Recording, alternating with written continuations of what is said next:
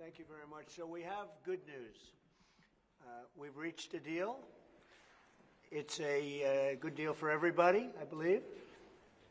And I think you were saying this is probably the biggest deal ever reached in any capacity, trade or beyond trade. It is. It's a giant deal with lots of countries, because as you know, Ursula represents a lot of countries, not one country. It's not easy for you. It's because a lot of very different countries, great countries, but some are strong with cars, some are strong with agriculture, some are strong with both, right? You have a lot of different factors. So we're going to do the following. The European Union is going to agree to purchase from the United States $750 billion worth of energy, $750 billion worth of energy. They are going to agree to invest into the United States $600 billion more than they're investing already. So they're investing a large amount of money. You know what that amount of money is. It's very substantial, but they're going to invest an additional $600 billion. They're agreeing to open up their countries to trade at zero tariff. So that's a very big factor. Opening up their countries, all of the countries will be opened up to trade with the United States at zero tariff. And they're agreeing to purchase a vast amount of military equipment. We don't know what that number is, but it's the good news is we make the best military equipment in the world, so sort of you have to do that. I mean, until somebody tops us, which is not going to happen. We're way ahead of every other country in terms of the quality of the military equipment. You saw that recently in Iran, and you see that, unfortunately, you see that often for all the wrong reasons, right? So those things are $750 billion, $600 billion, opening up the country. We are agreeing that the tariff straight across for automobiles and everything else will be a straight across tariff of 15%.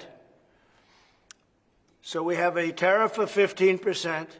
We have the opening up of all of the European countries, which I think I could say were essentially closed. I mean, you weren't exactly taking our autos, you weren't exactly taking our agriculture, and then you would have smaller things, but for the most part it was closed.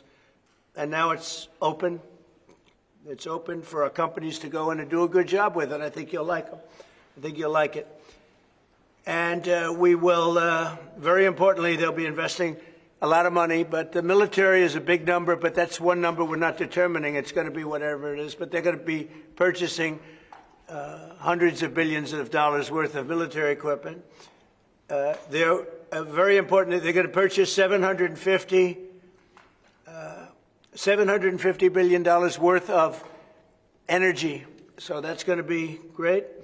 And $600 billion worth of investments into the United States over and above what they have. So, and I think that basically concludes the deal. I mean, those are the main factors. I don't think there are too many other factors, other than we're going to get along great. And we have a great relationship now with NATO, which is largely the same. I mean, not exactly, but pretty close, right? Largely. And with NATO, as you know, they're going up to 5% from 2%. And the relationship is very strong with NATO. So I just want to congratulate you. I think it's great that we made a deal today instead of playing games and maybe not making a deal at all. I think it's, I'm going to let you say it, but I think it's the biggest deal ever made. Thank you very much. Congratulations.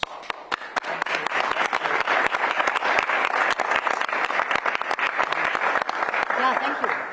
We have a deal. We have a trade deal between the two largest economies in the world. And it's a big deal. It's a huge deal. It will bring stability. It will bring predictability. That's very important for our businesses on both sides of the Atlantic. It's 15% tariffs across the board, all inclusive. The investments Mr. President just described, that going to go to the United States and the purchases over there. Indeed, basically the European market is open. It's 450 million people. So it's a good deal. It's a huge deal. Yeah. It was tough negotiations.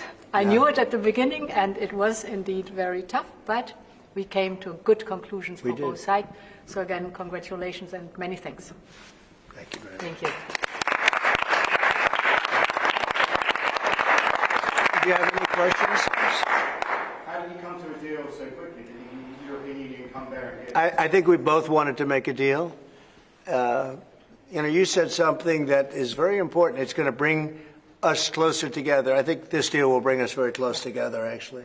Sort of, it's a partnership in a sense, but it's a very good point, and it's something that's very important. But was there one issue that needed to get over the hurdle? No, we had 4 or 5. No, not pharmaceuticals. I mean, we're going to be, as you know, a lot of companies are coming into the U.S., and that's unrelated to this deal. But it's, I think this didn't just start today. We had a meeting. I wasn't sure. I said 50-50. I think you probably felt the same thing. But this started months ago, this negotiation. So we knew pretty much what we were getting into, and we were able to make a deal that's very satisfactory to both sides. So it's a very powerful deal. It's a very big deal. It's the biggest of all the deals. It will be the biggest of all the deals. So we're very honored to have done so, and your staff has been fantastic, and they've worked together very long and hard. They worked hard and long, and many thanks to the teams on both sides. It was, as I said at the beginning, a heavy lifting you had to do, but many thanks also for the talks we had many times on the way to our goal. And now we made it, and that's good. It's really good. Anybody else?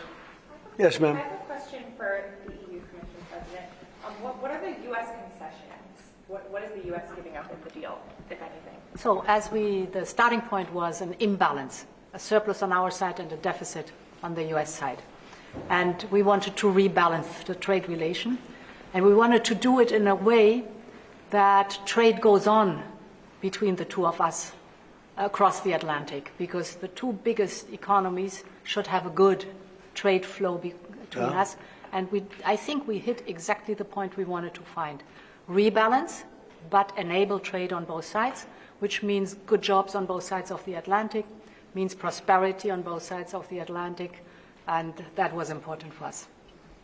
And again, the energy is a very important component, because we have more energy than anybody else in that sense. And I think it was very wise that they buy a lot of energy, and it's great stuff, and it solves a lot of problems. So that was a great decision, I think. What about steel? Have you agreed? On what? Steel. Steel is staying the way it is. The steel and aluminum, et cetera, et cetera. That's a worldwide thing. That stays the way it is. We How have about chips? Did you discuss that as part of the agreement? Chips? Chips is, Howard, you might want to describe the chips, please, if you would. Well, the expectation is in 2 weeks' time, we're going to come out with our CHIPS 232, and that was one of the key reasons that the European Union came to talk to the president to try to resolve all things at one time. And, well, I'll let you wait for the 2 weeks until you get to announce your plan, but we are going to be bringing chip manufacturing back to the United States of America. We'll be doing a lot of chips. A lot of companies are coming in from Taiwan and from other places into the U.S. And they're doing that in order to avoid tariffs. And the president really avoided the tariffs in a better way for them, much better way, much more conclusive. I think probably much more profitable, definitely much more profitable, and got a lot of benefit from it. So it was a very interesting negotiation. I think it's going to be great for both parties. I think your various countries are very happy about this. Is there an industry in the U.S. that you see maybe having the first impact of getting into this market that was not accessible before, whether it's auto or what's the first call you made? Yeah, I think cars. Cars basically were not invited, were not, I don't know if the word is not allowed or just, you just kept them out somehow, right? But cars will be, we have some cars that do terrific business and we do really well with the pickup trucks, with the SUVs. We have some great things. And I think the people of Europe will have some diversification. I think that'll make them happy. So I think maybe cars would be the one that would go the biggest. And the second would be agriculture, the farmers. And we'll do it in very strict conjunction with the President and the European Union. And likewise, they're coming into our country with great vigor. And I think they're going to make a lot of money with this. I think everybody is. I think and again, it's going to bring a lot of unity and friendship. It's going to work out really well. Okay? What's the next deal you're focused on now? Say it. What's the next deal you're focused on now? That's an interesting question. This was the big one. This is the biggest of them all. We're looking at deals with 3 or 4 other countries. But for the most part, I can't get them to understand that it's the letter. We just sent that letter, and that letter is, very universal for most. I mean, you wouldn't be able to do this. You wouldn't have the time or the patience to be able to do a deal like this.